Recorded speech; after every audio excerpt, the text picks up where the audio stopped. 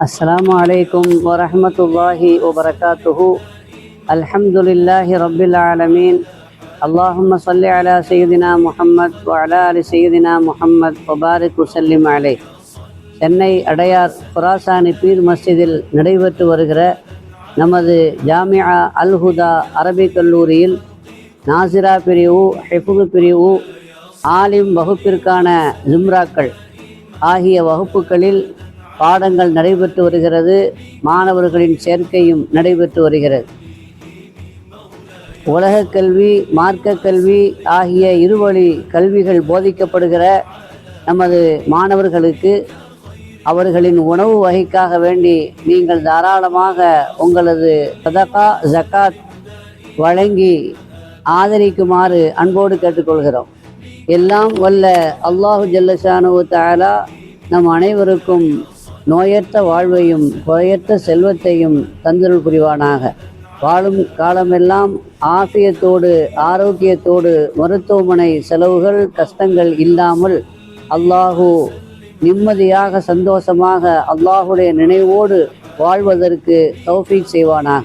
பிஹக்கி சையதினா முஹம்மத் வ ஆலி சையதினா முஹம்மத் ஸல்லல்லாஹு அலைஹி வஸல்லம். اللهم اغفر لنا ذنوبنا وخطايانا كلها يا رب العالمين. السلام عليكم ورحمة الله وبركاته. الحمد لله رب العالمين عدد خلقه وزنة عرشه ورضا نفسه ومداد كلماته. سبحانك لا علم لنا إلا ما علمتنا إنك أنت العليم الحكيم. اللهم صل على سيدنا محمد وعلى آل سيدنا محمد وبارك وسلم عليه. அளவற்ற அருளாளன் நிகரற்ற அன்புடையோன் எல்லாம் வல்ல அல்லாஹுவின் திருப்பெயரால் துவக்கம். அல்லாஹுவை பயந்து நடந்து கொள்ளும்படி வாழ்வின் எல்லா நிலைகளிலும் தக்வாவுடைய வாழ்க்கையை மேற்கொள்ளும்படி முதலாக எனக்கும் உங்களுக்கும் உபதேசம் செய்து கொள்கிறேன். இன்றைய தினம் சூரத்துல் நூர், சூரத்துல் குர்ஆன், சூரத்துல் ஷுஆரா ஓதி நிறைவு செய்யப்பட்டது. இன்று ஓதப்பட்ட வசனங்களில் நபிகள் நாயகம் ஸல்லல்லாஹு அலைஹி வஸல்லம் அவர்கள் சஹாபாக்களை எப்படி செலுத்தினார்கள், எப்படி அவர்கள் வார்த்தை எடுத்தார்கள், எப்படி மனித புனிதர்களாக உருவாக்கினார்கள், அவர்களால் உருவாக்கப்பட்ட அந்த சஹாபாக்கள் வரலாற்றிலே எந்த அளவிற்கு மின்னினார்கள் என்பதை பற்றி ஒரு சின்ன வசனத்திலே அவர்களை பற்றிய ஒரு சித்திரத்தை அல்லாஹ் வரைந்து காட்டுகிறான்.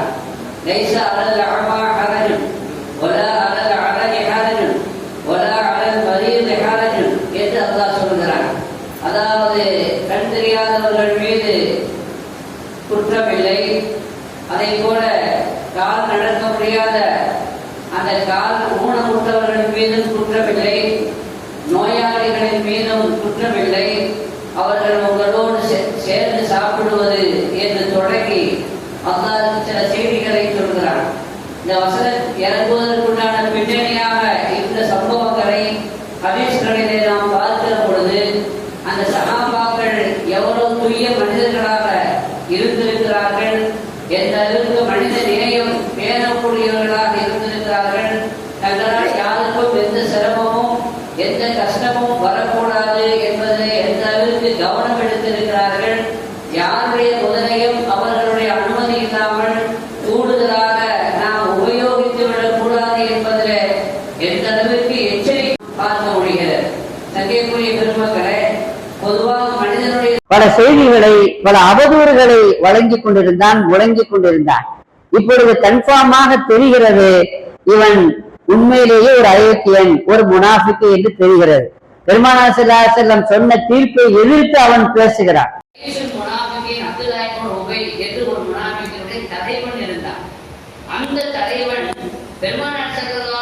உடனே உமர் இப்னு கத்தாப் சொன்னாங்க, யா ரசூலுல்லாஹ் தஅனி அவ்ரிபு உனக்கு, என்ன விடுங்க, நான் கழுத்தை துணை கொள்றேன். உமர் இப்னு கத்தாபுடைய வேகம். அப்ப ஸல்லல்லாஹு அலைஹி வஸல்லம் சொன்னாங்க, தஅஹு விட்டுருங்க, லா யதஹத்தஸு الناس அன்ன முஹம்மதன் யக்துது அஸ்ஹாபஹு அவரை விட்டுருங்க. ஏன்னா பிற்காலத்துல அல்லது இந்த காலத்துல மக்கள் எப்படி பேசக்கூடாது, முகம்மது தன்னுடைய சஹாபாக்களையே கொள்றாரு, முகம்மது தன்னுடைய அவர் சஹாபி தானே, அப்ப தன்னுடைய சஹாபியை கொள்றாருங்கிற ஒரு பேச்சு இப்பொழுதும் ஏற்படலாம், பிற்காலத்துல வரலாறும் நம்மளை என்ன செய்யலாம், தூசிக்கலாம் என்றால் சட்ட பிரகாரம் நடக்க வேண்டும் என்றாலும் அல்லாஹ் உத்தரவு போட்டுதான் கொல்லணும், ஆனாலும் கூட கொல்லல, கொல்ல வேண்டிய நிலையிலும் கூட ஏன் கொல்லலைன்னா மஸ்லிஹத் அல்ல, மஸ்அலா வேற, மஸ்லிஹத்ங்கிறது வேற. எனவே எதை செய்தால் அதனுடைய விமர்சனம் அதனால் இஸ்லாத்திற்கு பாதிப்பு வரும் என்று இருந்தாலோ, அது அந்த சட்டமாக இருந்தாலும் அதை நடைமுறைப்படுத்த கூடாது, கொஞ்சம் விட்டு கொடுக்க வேண்டும். கொஞ்சம் விவகாரமாக விஷயங்களில நாம நுணுக்கமான முறையில் மஸ்லஹத்தை கருதிதான் நாம் தீர்ப்பு சொல்ல வேண்டும் என்ற உண்மையை நபிகள் நாயகம் ஸல்லல்லாஹு அலைஹி வஸல்லம் நமக்கு சொல்லி இருக்கிறார்கள். அந்த அடிப்படையில அல்லாஹு குர்ஆன் ஷரீஃபையும் மார்க்கத்தையும் சரியான முறையில் புரிந்து கொள்ளக்கூடிய ஆற்றலை, தௌஃபீக்கை அல்லாஹ் நம் அனைவருக்கும் வழங்கி அருள் புரிவானாக. பிஹக்கி சய்யிதினா முஹம்மத் வ ஆலி சய்யிதினா முஹம்மத் ஸல்லல்லாஹு அலைஹி வஸல்லம். وآخر دعوانا الحمد لله رب العالمين. الحمد لله رب العالمين. اللهم صل على سيدنا محمد وعلى آل سيدنا محمد وبارك وسلم عليه. اللهم اغفر لنا ذنوبنا وخطايانا كلها يا رب العالمين. ربنا تقبل منا صلاتنا وصيامنا وقيامنا وركوعنا وسجودنا وتضرعنا وتخشعنا وتمم تقصير أعمالنا وتجاوز عنا سيئاتنا وتوفنا مع الأبرار. اللهم اغفر لنا يا غفار. صلى الله تعالى على خير خلقه سيدنا محمد وآله وصحبه أجمعين. سبحان ربك رب العزة عما يصفون وسلام على المرسلين والحمد لله رب العالمين. صلى الله على محمد. ஒருவேளை அவர்களுக்கு அது சங்கடத்தை தரலாம். ஏனென்றால் அவர்கள் தங்களுடைய போக்கிலே தங்களுடைய நிலையிலே எப்படி சிந்தித்தார்கள் என்றால், கண் பார்வையற்ற சஹாபி யோசித்தார். அதாவது எல்லோரும் சேர்ந்து சாப்பிடுகிற பொழுது அங்கே தட்டிலே வைக்கப்பட்டிருக்கிற உணவு அது எல்லோருக்கும் அது சம பங்கு அதிலே கிடைக்க வேண்டும். அப்படி என்றால் எனக்கு கண் பார்வை தெரியாத காரணத்தினால் ஒருவேளை அவரை விட கூடுதலாக நான் சாப்பிட்டு விடக்கூடாது. அப்படி சாப்பிட்டால் அவருடைய ஹக்கை, அவருடைய பங்கை நான் எடுத்து விடுகிற அந்த குற்றத்தை நான் செய்து விடுவேனோ என்று கண் பார்வையற்ற சஹாபி யோசிக்கிறார். அதே போல கால் ஊனமுற்ற சஹாபி யோசிக்கிறார், என்னால் சகஜமாக சௌகரியமாக சாதாரணமாக உட்கார முடியாது, சேர்ந்து அவர்களோடு நான் சாப்பிடுவதற்கு உட்கார்ந்தால் கொஞ்சம் அசௌகரியமாகத்தான் அவர்களுக்கு இருக்கும். ஒருவேளை 2 பேருடைய இடத்திலே நான் ஒரு ஆளாக இருக்க வேண்டிய ஒரு சூழ்நிலை ஏற்படலாம். இந்த நிலையில அவர்களுக்கு அது சங்கடத்தை ஏற்படுத்தும். எனவே நான் அவர்களோடு சேர்ந்து சாப்பிடாமல் இருக்கிறதா எனக்கு நல்லது என்று இவர் யோசிக்கிறார். அதே மாதிரி நோயாளி, அந்த நோயாளி என்ன யோசிக்கிறார் என்று சொன்னால், நோயின் காரணமாக நாம் அவர்களோடு சேர்ந்து சாப்பிடுகிற பொழுது அதனால் அவர்களுக்கு பல அசௌகரியங்கள், பல மனமாச்சரியங்கள் ஏற்படுவதற்கான வாய்ப்புகள் இருக்கிறது. எனவே நாம் தனியாக ஒதுங்கி தனியாக சாப்பிடலாமே என்று அவர் யோசிக்கிறார். இப்படிப்பட்ட நிலையில் தான் அல்லாஹ் இந்த வசனத்தை இறக்கினான். லைஸா அலல் அஅமா ஹரஜன், பார்வையற்றவர் இந்த அளவுக்கு யோசிக்க வேண்டியதில்லை. அதே மாதிரி கால் ஊனமுற்றவர் வலா அலல் அஅரஜி, அவரும் இந்த அளவுக்கு யோசிக்க வேண்டியதில்லை.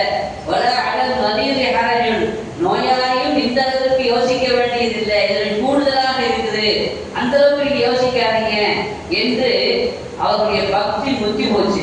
அந்த அளவுக்கு பக்தி வேண்டாம் என்று அல்லாஹ் சொல்லக்கூடிய அளவிற்கு அவருடைய வாழ்க்கையிலே பேணுதல் இருந்தது. அவர்கள் வாழ்க்கையிலே பெரும் நலம் பேணுதல் இருந்தது.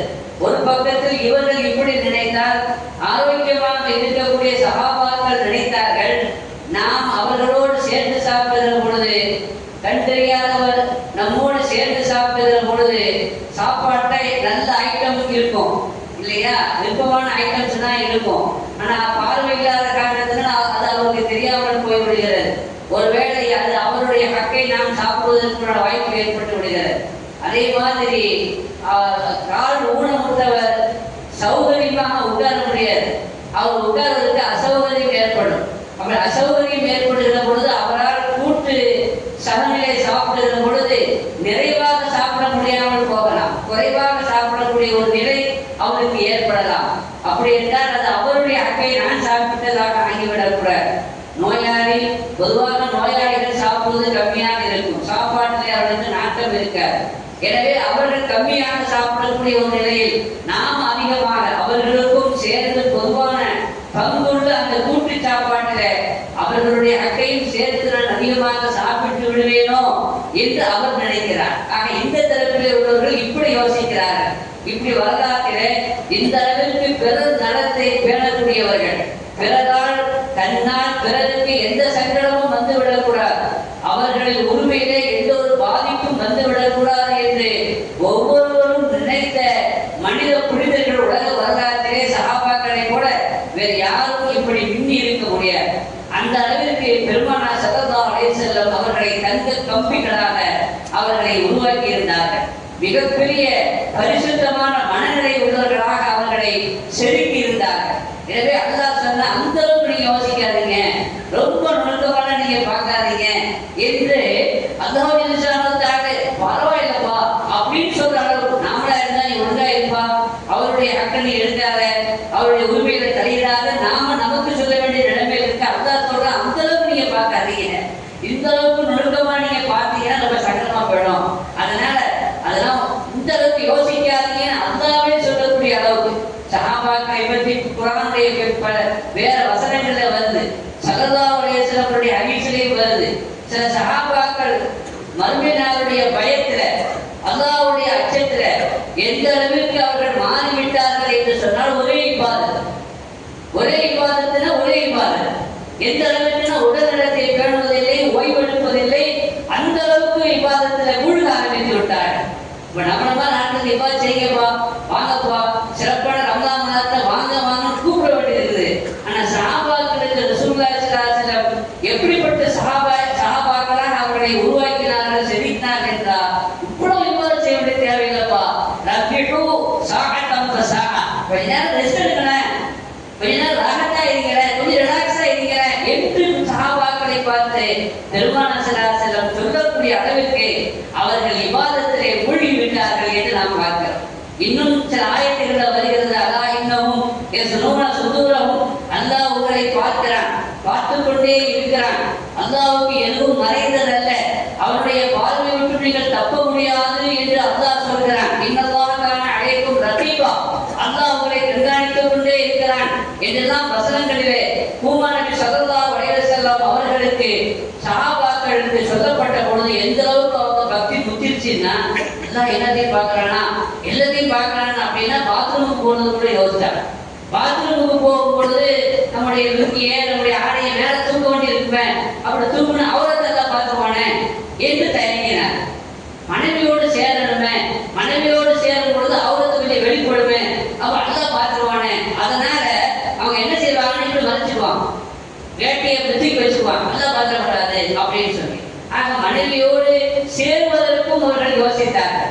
பாத்ரூம்ல கொஞ்சம் ஃப்ரீயாக மலஜலம் கழிப்பதற்கும் கூட தயங்கினார்கள். பக்தி புத்தி போச்சு. அவ அல்லாஹ் சொன்னா, அல்லாஹ்வுக்கு எல்லாமே தெரியுமே, அல்லாஹ்வுக்கு மறைவானதே அல்லையே, வேட்டி கொடுத்தா கூட நம்ம வெளிப்படையான விஷயமும் தெரியும், உள்ள ஒரு விஷயம் தெரியதானே செய்யும், அதனால வேட்டி கொடுத்தா கூட தெரியதான் செய்யும் சொல்லிட்டு நீங்க என்ன செய்யக்கூடாது, ரொம்ப யோசிக்க தேவையில்லை, இது முக்கியமான பக்தி. அதனால அல்லாஹ்வுக்கு எல்லாம் தெரியும் என்றாலும் நீங்க இந்த அளவுக்கு நீங்க என்ன செய்ய வேண்டிய தேவையில்லை, நுணுக்கமாக பார்க்க வேண்டிய தேவையில்லை என்று சொல்கிற அளவுக்கு சஹாபாக்கள் அந்த அளவுக்கு அவர்கள் கொடப்போட்ட தங்கமாக அவர்கள் மின்னினார்கள் என்பதை குர்ஆனுடைய ஆயத்தினுடைய அடிப்படையில அந்த வசனத்தின் தஃசீல்களில சஹாபாக்களுடைய நிலைப்பாடுகளை விளங்கிக் கொள்கிறோம். எனவே இந்த ஆயத்துல இன்னொன்றையும் சொல்கிறார், லைஸ அலல் அமா ஹரஜுன் வலா அலல் அஅரஜி ஹரஜுன் வலா அலல் மரீது ஹரஜுன், இவங்க மீது எந்த குற்றம் இல்லை, அந்த குழு நீங்க சேர்ந்து சாப்பிடுறது தப்பில்லை என்று சொல்லிவிட்டு இன்னொன்றையும் சொல்கிறார். அதாவது உங்களது தந்தை வீட்டிலே நீங்கள் சாப்பிடுவது, உம்மஹாத்திக்கும் அல்லது உங்க உம்மாவுடைய வீட்டில நீங்க சாப்பிடுறது, அல்லது சகோதரருடைய வீட்டில நீங்க சாப்பிடுறது, சகோதரிகளுடைய அத்தாவுடைய சகோதரிகளுடைய வீட்டுல சாப்பிடுறது, அம்மாவுடைய வீட்டுல சாப்பிடுற மாதிரி அம்மாவுடைய சகோதர சகோதரிகளுடைய வீட்டுல சாப்பிடுறது, இந்த மாதிரி வீடுகள்ல நீங்க போய் தாராளமாக நீங்க என்ன செய்யலாம், சாப்பிடலாம். அதுல நீங்க வெட்கப்பட வேண்டிய அவசியம் இல்லை. இன்னும் சொல்ல போனால் நீங்கள் யுத்தத்திற்கு செல்கிற பொழுது சாவியை, வீட்டினுடைய சாவியை பொறுப்பை யாருக்கையாவது கொடுத்துட்டு போயிருந்தீங்கன்னா அவங்க அந்த சாவியை வைத்திருக்கக்கூடியவர்கள் நீங்க இந்த வீட்டை தாராளமாக நீங்க சாப்பிட்டு கொள்ளலாம், கொஞ்சம் கூட யோசிக்க கூடாது என்று சொன்னா அவர்களும் அந்த வீட்டில இருந்து நியாயமான அளவுக்கு சாப்பிடுறதுல எந்த விதமான தப்பும் இல்லை என்றெல்லாம் நண்பர்களுடைய வீட்டிலையும் கூட நீங்கள் தாராளமாக சாப்பிடலாம். என்ன சொல்ல வரானா, அவங்க சொல்லணும்னு எதிர்பார்க்க வேண்டிய தேவையில்லை.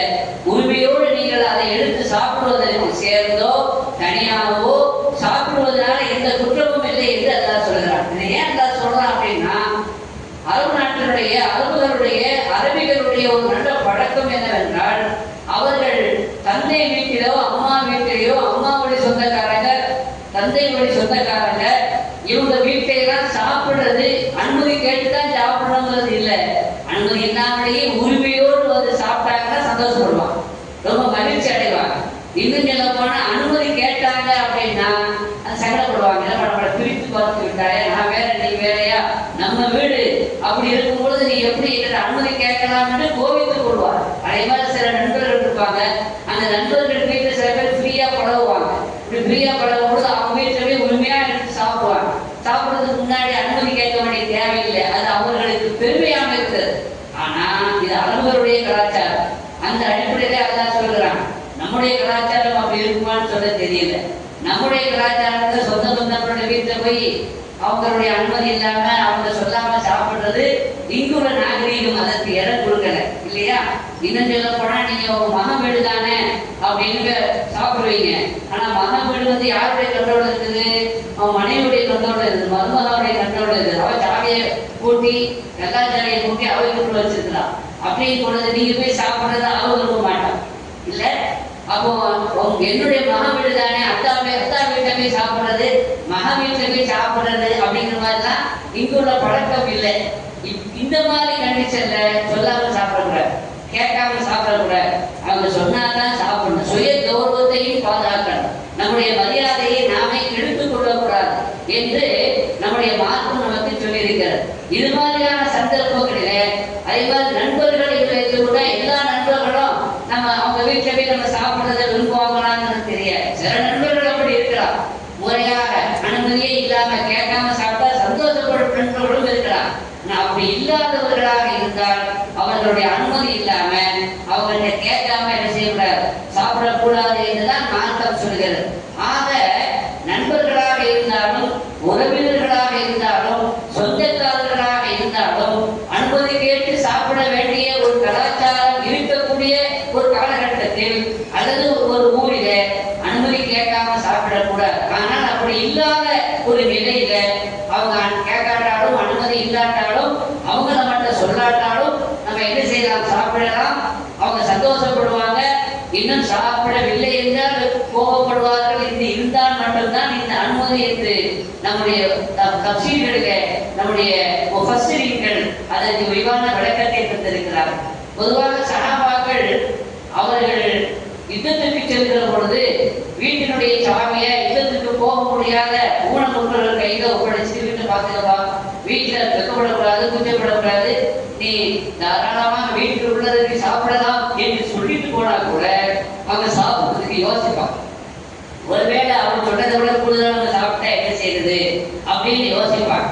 சில சகாபாக்கள் யுத்தத்திற்கு போகிற பொழுது இந்த மாதிரி அனுமதி கொடுத்தும் கூட அவர் சாப்பிடாம இருந்து யுத்தத்துக்கு போயிட்டு வந்த பிறகு பார்த்தா ரொம்ப மெழுகி போயிருந்தார், ரொம்ப பலகீனமா இருந்தார். ஏங்க நான் தான் அதை சாப்பிட சொல்லியிருந்தேனே, நீங்க ஏன் சாப்பிடல? இல்லை, நீங்க எல்லா சமயத்துல சாப்பிட கூடுதல் குறை வந்துடக்கூடாது என்று நான் தயங்கினான், சாப்பிடல என்று சொல்லக்கூடிய அளவுக்கு அவர்கள் பிறர் பொருளை பிறருடைய உரிமையில தலையிடக்கூடாது என்பதுல எவ்வளவு கவனமாக இருந்தார்கள் என்பதை நாம் இங்கே பார்க்கிறோம். அப்ப அந்த வசனத்தை அதான் இறக்கினாவும் சதீகிக்கும், நண்பர்களாக இருந்தாலும் அவமா மலக்கும் அப்பாத்தியா, சாமி யாருக்கு கொடுத்தீங்களோ அவங்களாக இருந்தாலும் அவர்கள் சந்தோஷப்படுவார்கள், அவர்கள் யோசிக்க மாட்டார்கள் என்றால் நீ நீங்கள் அந்த வீட்டிலே இருந்து நியாயமான அளவுக்கு சாப்பிடுவதில் தவறில்லை என்று அல்லாஹ் ஜல்லல்லாஹு தஆலா அந்த சஹாபாக்களுக்கு கட்டளையிடுகிறான், செய்திகளை சொல்கிறான் என்றால் சஹாபாக்கள் மனித நேயத்தோடு அடுத்தவர்களுடைய நலனில எந்த அளவிற்கு அக்கறை கொண்டிருந்தார்கள். கொஞ்சம் கூட அவர்களுக்கு சொந்தமான பொருளில் நாம் முறையில்லாமல் நடந்து கொள்ளக்கூடாது. அவர்களுடைய உரிமையில அவர்களுக்கு சொந்தமான பொருளில நாம் முறையில்லாமல் அனுமதி இல்லாமல் பயன்படுத்திடக் கூடாது என்பதில் எந்த அளவிற்கு பேணுதலாக இருந்தார்கள் என்பதைத்தான் இந்த வசனம் வந்து சொல்லி காட்டுகிறது. ஆக சஹாபாக்கள் எந்த அளவிற்கு குடம் போட்ட தங்கமாக பெருமானார் ஸல்லல்லாஹு அலைஹி வஸல்லம் அவர்களை செதுக்கி இருந்தார்கள், அவர்களை உருவாக்கி இருந்தார்கள் என்பதை உலகத்திலே அல்லாஹ் ரசூலை தேர்ந்தெடுத்தை போல அந்த ரசூலுடைய சஹாபாக்களையும் அல்லாஹ் தேர்ந்தெடுத்தார். ரசூலை எப்படி அல்லாஹ் முன்மாதிரியாக ஆக்கியிருந்தானோ அதே மாதிரி அந்த ரசூலுடைய சஹாபாக்களையும் இந்த உலகத்திற்கு முன்மாதிரியாக ஆகும் அளவிற்கு. எனவேதான் கண்மணி நாயகம் ஸல்லல்லாஹு அலைஹி வஸல்லம் சொன்னார்கள், அஸ்ஹாபி கன்வஜூம் ஃபபிஐயிஹிம் இஹ்ததைதும் இஹ்ததைதும். என்னுடைய சஹாபாக்கள் நட்சத்திரங்களைப் போல, அவர்களை நீங்கள் யாரை பின்பற்றினாலும் நீங்கள் ஏற்படி பெறுவீர்கள் என்று உலகத்திலே தன்னுடைய தோழர்களுக்கும் கேரண்டி கொடுத்தாங்க. உலகத்திலே தலைவர்களையே எல்லா வகையிலையும் எல்லா விதத்திலும் பின்பற்ற முடியாது. ஆனால் அதிசயம் என்னவென்றால் பெருமானார் ஸல்லல்லாஹு அலைஹி வஸல்லம் அவர்கள் மாத்திரமல்ல, அவர்கள் உருவாக்கிய தோழர்களையும் கூட பின்பற்ற முடியும். அந்த அளவிற்கு அப்பழுக்கற்றவர்கள், அந்த அளவிற்கு தூய்மையானவர்கள், தன்னை மட்டுமல்ல தன்னுடைய தோழர்களையும் தலைவர்களாக பின்பற்றப்பட தகுந்த ஒரு தலைமை பதவிக்கு பண்புக்கு தகுதி பெற்றவர்களாக உருவாக்கிய வரலாறு பெருமானார் ஸல்லல்லாஹு அலைஹி வஸல்லம் அவர்களைப் போல வேறு எந்த தலைவருக்கும் இருந்ததில்லை என்பதை நாம் பார்க்கிறோம். ரப்புல் ஆலமீன் அந்த சஹாபாக்களைப் போல நம்முடைய வாழ்க்கையை தூய்மையாக அமைத்துக் கொள்ளக்கூடிய தௌஃபீகை நம் எல்லோருக்கும் தந்தருள் புரிவானாக.